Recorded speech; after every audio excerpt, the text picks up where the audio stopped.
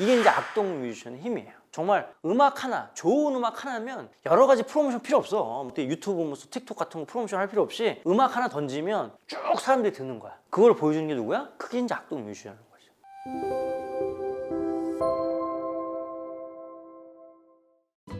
안녕하세요. K-POP 1타 강사 최광호, 오늘도 인사드립니다. 오늘은 아주 좀 특별한 가수 스페셜을 준비해봤습니다. 누구냐? 악동 뮤지션입니다. K-POP에 여러 음악 장르가 있지만 아무래도 이제 아이돌 분야의 장르들이 각광을 받는 것을 우리 모두가 알고 있을 겁니다. 근데 음악의 다양성 측면에서 굉장히 많은 영감과 동기부여와 그리고 하나의 표본을 보여주는 가수가 누구냐라고 얘기했을 때 악동 뮤지션이라고 봅니다. 악동 뮤지션 두 남매가 보여주는 너무나도 엄청난 퍼포먼스를 보면서 우리가 이들의 데뷔가 얼마 안 됐을 거라고 생각할 만큼 굉장히 신선한 음악과 이런 것들을 생각을 해봤을 때 내년 4월 되면 벌써 10주년이 된 아주 중견 가수예요. 그럼에도 불구하고 그간 보여줬던 음악 자체가 너무나도 신선하고 유니크하고 그리고 자기가 냈던 음악의 어떤 장르와 스펙트럼이 그 누구보다 넓었다, 이렇게 생각을 합니다. 뮤지션이라는 입장에서 봤을 때는 상당히 부러울 것 같아요. 왜냐하면 어떤 음악 장르를 해도 소화가 다 가능하고 다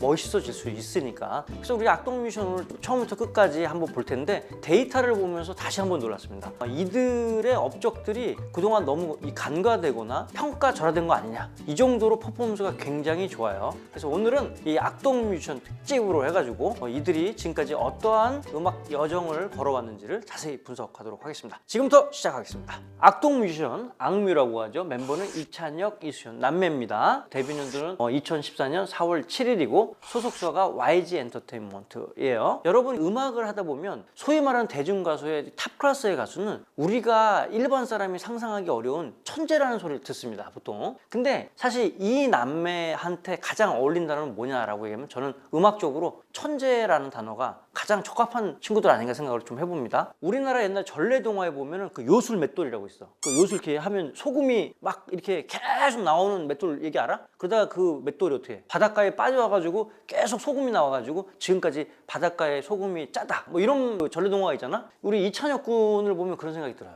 어떻게 이렇게 수많은 곡을 만들었는데 이 다양한 곡들을 쉴 새 없이 찍어낼 수 있는가? 그리고 거기 안에 하나하나의 그런 유니크함을 다 전달할 수 있을 것이냐? 이거 깜짝깜짝 놀랍니다. 음악하는 뮤지션 입장에서는 야, 이찬혁 군이랑 한번 콜라보 한번 해보고 싶다, 이 생각을 당연히 할 거라고 생각을 합니다. 그가 어떠한 음악들을 만들어냈는지도 자세히 한번 설명을 좀 드리도록 하겠습니다. 다음 페이지 보겠습니다. 2014년 4월에 데뷔를 했지만 그 전에 아시겠지만 SBS K-POP 스타 시즌2에서 아주 혜성과 같이 나타난 남매였죠. 2012년 11월 25일 날 이때 다리꼬지마 K-POP 스타 시즌2에서 나와서 두 남매가 불렀던 노래입니다. 여기 사진 이렇게 보면 완전히 앳된 얼굴이죠? 우리 수현 양은 그대로고 이찬혁 군은 정말 앳된 얼굴로 했는데 이때도 음악이 정말 대단했다는 얘기를 듣고 심사위원한테 극찬을 이렇게 받게 됩니다. 거기 보면 뭐 매력 있어라는 노래도 있었고 라면인 건가, 그 다음에 크레센도, 그 다음에 외국인의 고백. 얼마나 이 고명 자체도 유니크하고 정말 창의적이고 기발하고, 사실 뭐 이런 식으로 가사나 제목을 썼을 경우에는 우리가 소위 말하는 뭐 유튜브에서 볼 수 있는 B급 음악 장르로 치부될 수 있는 걸 음악성으로 완전히 히트곡이 될 수 있다, 이런 걸 보여주는 예죠. 근데 이들이 데뷔하기 전에 벌써 이러한 음악성들과 메시지들을 대중한테 충분히 주고 있다, 이게 굉장히 충격적이었던 겁니다. 자, 그렇게 해서 2013년 4월까지 있었고요. 그래서 K-POP 스타 시즌2에 나왔던 다양한 노래들을 당시에 저희 데이터로 한번 정리를 좀 해봤습니다. 당시에는 저희가 이제 가온 차트라는 이름을 가지고 발표를 했죠. 디지털 종합 차트를 쫙 봤더니 맨 처음에 다리꼬지마를 2012년 11월 25일 날 나왔는데 48주 차에 최고 순위 2위까지 올라갔고, 이 당시에 이 히트 수가 벌써 300만이었고 서클 지수, 그 당시에 이제 가온 지수죠. 가온 지수는 약 4천만 점이 넘었던 수치를 보여준 겁니다. 이 당시에 저희가 이제 저작권료를 기준으로 해서 이 지수를 산정했으니까 한 주에 한 4천만 원 이상 벌었다는 얘기입니다. 그 정도로 엄청나게 인기가 있었던 거죠. 아직 데뷔하지도 않은 신인 꼬마들이 냈던 앨범이 이런 식으로 각광을 받았다는 겁니다. 두 번째 나왔던 매력 있어도 어떻게 됩니까? 최고 순위가 1위가 된 거예요. 그리고 히트 수는 약 250만이고 가온 지수는 2,300만 정도가 됐었습니다. 그 다음에 이제 라면인 건가? 그것도 어떻게 됐습니까? 최고 순위 3위였는데 이렇게 높은 서클 지수와 히트 수를 보여줬고요.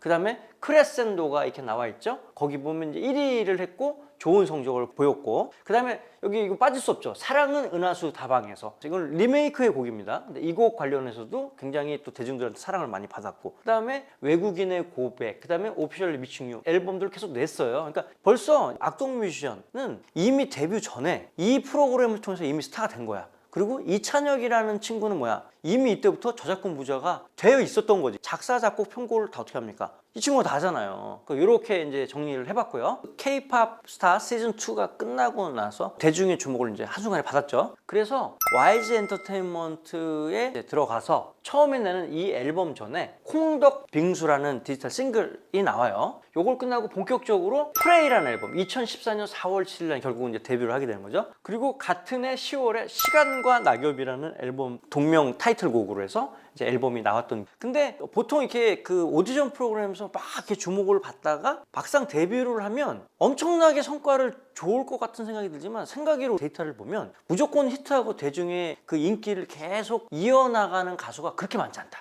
라는 얘기를 좀 드려볼 수 있습니다. 근데 어땠어요? 악동 뮤지션은 처음에 했던 이 앨범부터 굉장히 각광을 받았다. 물론 이때 뭐 K-pop 스타가 대중의 엄청난 관심을 받던 프로그램은 맞죠. 거기서 이제 좋은 성적을 거두고, 그 다음에 우리나라의 최대 기획사 중 하나는 YG 엔터테인먼트 소속 가수가 돼서 나왔던 앨범이기 때문에 잘 될 거라고 예상을 했지만 이 200% 같은 경우는 그 당시에 굉장히 호응을 많이 받았다. 악동 뮤지션의 음악 성향, 그들의 여러 가지 특징이 아이돌 중심이었던 YG 엔터테인먼트가 약간 결이 좀 다르지 않을까라는 우려가 사실 좀 있었는데, 그거를 첫 앨범부터 완전히 불식시켰다, 이렇게 말씀드릴 수 있습니다. 첫 앨범 플레이에서 200%, Give Love, 얼음들 뭐 이렇게 있는데, 여기 보시면 알겠지만 벌써 200%는 15주차하고 17주차째 다 1위를 했었어요. 그리고 히트수는 K-pop 스타 했을 때보다 히트수가 거의 2배 이상 지금 늘어났죠. 690만, 560만에다가 서클 지수가 무려 3,900만을 찍는 그런 기염을 토하게 됩니다. 뿐만 아니라 그 위에 서브로 수록된 Give Love라든지 얼음들도 좋은 성적을 거뒀기 때문에 여기 나왔던 노래 모두를 대중들이 좋아했다, 우리가 이렇게 얘기할 수 있는 겁니다. 그래서 이때 나왔던 첫 앨범이 가온 차트 4월에 선정이 됐던 거죠. 그 다음에 싱글 앨범에 아까 했지만 콩덕빙수가 있었고 시간과 낙엽이 있었죠. 여기 보면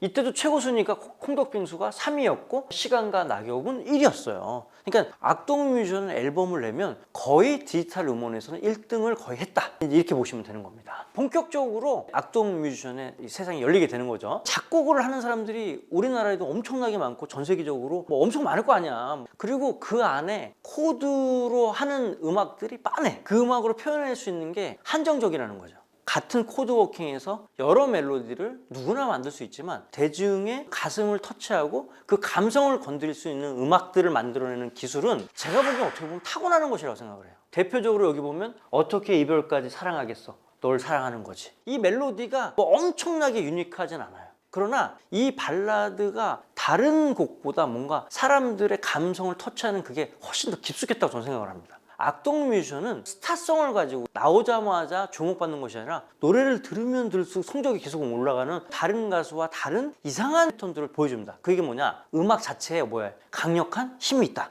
이렇게 얘기를 할 수 있는 겁니다. 2016년 5월 4일날 사춘기 상 리바이하고 사람들을 움직이는 게 이런 거, 제목이나 가사를 보면 한편의 수필집이나 시집을 읽는 듯한 그런 느낌을 받아요. 여러 가지 장르들의 음악들을 다 소화해내면서도 그 음악의 가치를 유지하면서 인기까지 가져가는, 정말 제가 보기에 대단한 뮤지션이라고 생각을 하는 거죠. 그 다음에 2017년 1월에 사춘기 하가 나옵니다. 여기 리얼리티, 오랜 날 오랜 밤이 나옵니다. 뭐 이 노래 또 우리가 기억을 안 할 수가 없는 노래입니다. 그리고 그 다음에 2017년 7월에 이제 썸머 에피소드에서 이때 다이너소어 시원하게 트로피칼 사운드를 가지고 나왔습니다. 그리고 나서 2019년 9월 25일 우리의 가슴을 완전히 파는 그 노래, 어떻게 이별까지 사랑하겠어, 널 사랑하는 거지. 이거는 그냥 제목만 들어도 뭔가 가슴이 아련해지면서 뭔가 멍한 느낌을 갖게 하면서, 이 노래를 뭐 한 번도 안 들은 사람 있어도 한 번만 들은 사람 없다라는 그런 느낌. 그리고 2020년에 해프닝이 나와요. 그 다음에 2021년 7월은 음원 강자죠. 아이유와 같이 콜라보를 했던 낙하라는 노래가 나와서 이 노래가 또 주는 여러 가지 사운드적인, 편곡적인 신선함을 줬고, 그게 대중에서 굉장히 어필됐던 게 생각이 납니다. 그리고 이제 올해 8월에 러브리가 나왔어요. 요즘에 뭐 최고의 주가를 누리고 있다고 볼 수 있는 거죠. 그래서 이들의 음악의 잠재력이 도대체 어디까지냐 이 생각이 할 정도로 정말 대단한 노래들이 지금 음원 차트를 장악하고 있어요. 요즘에 음원 차트 아시겠지만 워낙 센 가수들이 많잖아. 뉴진스도 있고 뭐 아이브도 있고 뭐 엄청나게 있는데 꿋꿋이 음악 하나로 대중들한테 완전 증명받고 있는 뮤지션, 아티스트 누굽니까? 악동 뮤지션이라고 볼 수 있는 겁니다. 데이터를 한번 보도록 하겠습니다. 국내 30일간 유니크 리스너입니다. 늘 말씀드리지만 데일리 유니크 리스너를 합산한 숫자예요. 그래서 뭐 요즘에 멜론에서 데일리로 1등한 사람 기준으로 보면 한 30만, 40만 이렇게 됩니다. 근데 이 당시에는 이게 2016년이지 않습니까? 리바이 여기지 않습니까? 100만이 훨씬 넘는 숫자를 갖고 있다. 이게 소리 없이 강한 거예요. 악동 뮤지션이 음원의 강자다라는 것은 누구나 알고 있었지만 그 깊이와 폭을 잘 모르고 있었잖아. 이랬단 말이야. 그러니까 멜론에서 최근에 1등하는 노래들이 보통 한 40만을 찍는다고 하는데 물론 이거는 OSP를 다 합산한 수치긴 하지만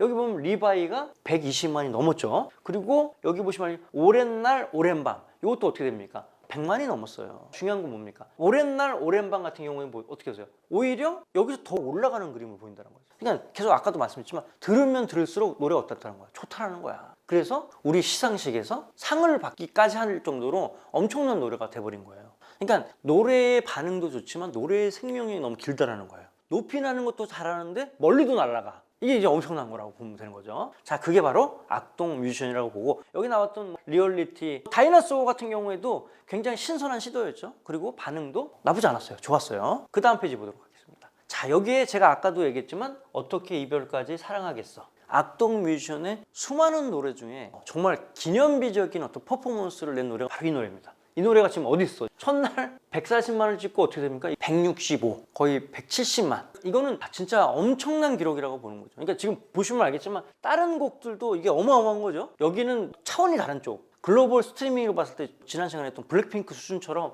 완전히 위에 떠다니잖아 이게. 그리고 대단한 건 뭐야? 이게 확 안 떨어진다는 거지. 계속 어느 정도 간다라는 거예요. 그만큼 음악이 갖고 있는 힘들을 계속 보여주는 거죠. 그래서 우리 시상식에서 9월달 올해의 가수상을 시상하게 되는 겁니다. 그 다음 페이지 한번 보도록 하겠습니다. 자, 이번에는 50일간 글로벌 스트리밍에 대해서 좀 말씀드리겠습니다. 글로벌 스트리밍이라 하면 뭡니까? 국내의 온라인 서비스 사업자들의 모든 판매량 로그, 스트리밍 로그 플러스 해외, 애플 뮤직, 스포티파이, 유튜브 뮤직 이런 쪽의 데이터를 다 합산한 거예요. 그러니까 그야말로 대한민국을 포함한 전 세계의 어떤 데이터를 다 모은 거를 말씀을 좀 드립니다. 아무래도 이제 그 악동 뮤지션은 아이돌은 아니기 때문에 글로벌 스트리밍이 좀 밀리지 않겠냐 이런 생각을 좀 해봤는데 안 그렇습니다. 그래프를 일단 대략적으로 한번 보시자고요. 그리고 이 글로벌 스트리밍 취합하는 게 저희가 이제 작년부터 했기 때문에 여기 보시면 알겠지만 2021년도에 악동 뮤지션 그 이전 거는 데이터가 없어서 올해 나왔던 노래에 대해서만 저희 설명을 좀 드리도록 하겠습니다. 그래프가 이런 그래프는 되게 이례적이죠. 뭐냐? 처음에 나왔는데 나오자마자 여기서 시작된 게 떨어지는 게 아닌가 어때? 점점 올라가서 엄청나게 올라가는 거죠. 그러니까 사실 아이돌 가수가 데일리로 200만을 찍는다는 게 정말 대단한 수치라고 제가 늘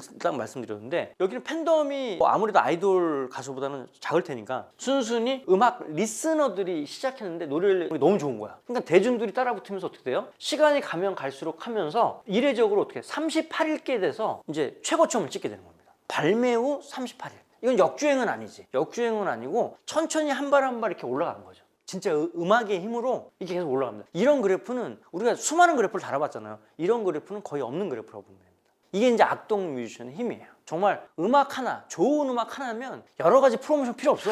유튜브, 무슨 틱톡 같은 거 프로모션 할 필요 없이 음악 하나 던지면 쭉 사람들이 듣는 거야. 그걸 보여주는 게 누구야? 그게 이제 악동 뮤지션인 거죠.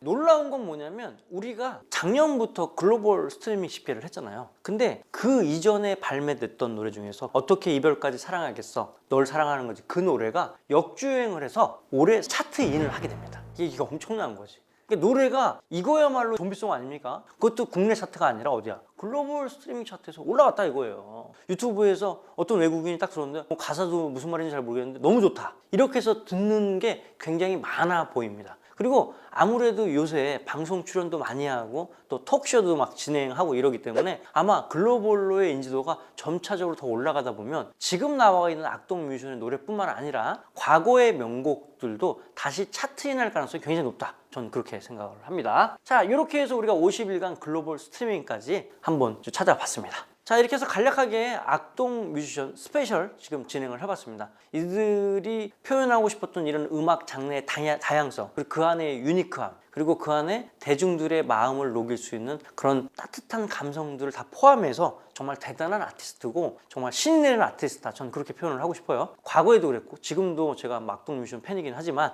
올해 를 기점으로 해서 더욱더 팬이 될 것 같고 내년 1월에 개최되는 서클차트 시상식에 좋은 성적으로 참석해 주시면 좋지 않을까 뭐 이런 걸 염원하면서 오늘 마무리하도록 하겠습니다. 구독, 좋아요, 알림 설정 부탁드리고요. 자, 오늘은 여기까지 하도록 하겠습니다. 감사합니다.